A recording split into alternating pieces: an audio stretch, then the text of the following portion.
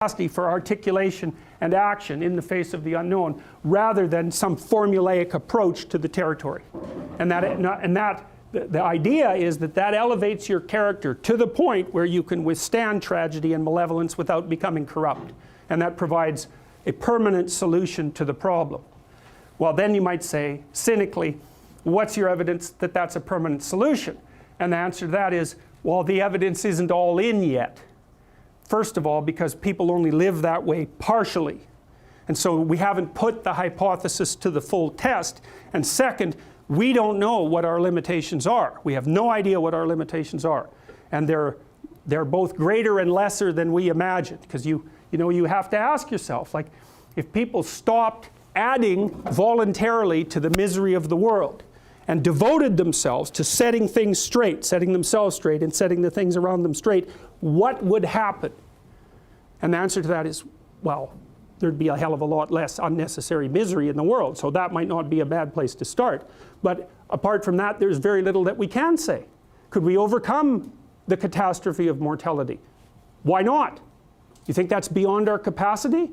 Could we make the world a place where no one was suffering any more than necessary and still allow the world to exist? Well, possibly, because we don't know the limitations of our capacity. We're only running at 40%, if that, I would say. We don't make full use of all the people that are in the world. We don't have our situation set up so that the gifts that they could offer to everyone are fully realized. We haven't set the systems up for that yet, so we waste people like mad, and then we waste ourselves like mad. And so I would say this is something also that's one of the things that's really interesting about the Old Testament Jews. This is, I think, one of the reasons that their book has become so central, is because what happens in the Old Testament after the fall is that Israel produces a series of states, right? Rise of state and then a fall, and then a rise of another state and then a fall. So it's the same thing, except it's happening at a political level. The political state rises, it gets corrupt, it falls. It rises out of the ashes again, gets corrupt, and falls. I think that happens 6 times in the Old Testament. And one of the things that's very interesting is the reaction of the Jews. They always say, it was our fault.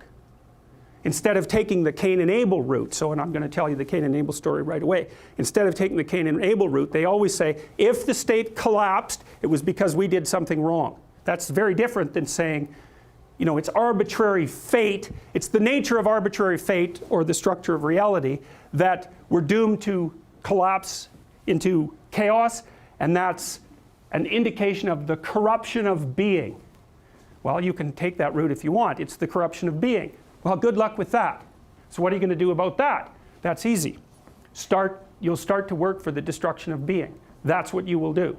The alternative is to say, this terrible thing happened and somehow it's my fault. Well, at least that opens you up the pathway to doing something about it, and maybe it's actually the case. Maybe terrible things happen because you're just not who you should be. At least it's that's true to some degree, right? You know it. Because things happen to you all the time and you think, well, if I just would have played that game straight, and if I would have put this thing in order, that wouldn't have happened. It's like, okay, fine. What's the ultimate extent of that? Dostoevsky said at one point that every human being was not only responsible for everything that happened to him or her, but also simultaneously responsible for everything that happened to everyone else. Now I would say it's almost a hallucinogenic idea, right? It's a transcendent idea, and it can go very wrong. Sometimes depressed people, for example, get hyper-responsible for what's happened, and just crushes them. And so it's a mode of thinking that can produce its attendant pathologies. But there's something about it that's metaphysically true. So, all right, so I'm going to tell you the story of Cain and Abel. Now, I really like this story. It's very short. It's only about a paragraph long, which is very interesting because it's one of these examples where it's like a genie, the story. There's so much condensed into it that it's almost unbelievable. And there's even ambiguity condensed into it, which is very, very interesting because it actually makes the story more complex and sophisticated. So let me tell you the story. Now, the first thing, I want to tell you some things about the story first. So we've got the original paradisal state and then the collapse. And so now, metaphysically speaking, we're in the collapse. We're in the post-fall condition. We're still occupying a mythological landscape. right? This isn't history as we normally understand it. It's meta-history. So when we talk about Cain and Abel, we're actually talking about the first two real human beings. Because Adam and Eve, A, were created by God, and B, were in paradise. And so that's not the normative condition of human beings, right? That's a special time that's outside of normal time and space.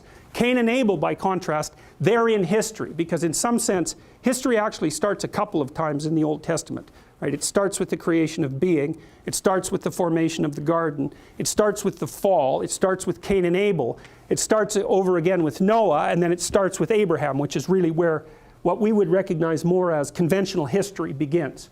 So there's a number of starts of history, but this is one of them. Cain and Abel are the first two human beings. Who are they? They're the adversarial brothers. Hero and adversary. They're types of Christ and Satan. It's a well-known supposition. You see that hostile brother motif, well, it's an archetypal motif. And the hostile brothers are the part of you that's striving for the light, that's one half, and the part of you that's embracing the darkness. And so that's part of you. It's part of the social structure, that's Seth and Osiris. It's part of the natural order in some sense, that's the benevolent and destructive elements of nature, right?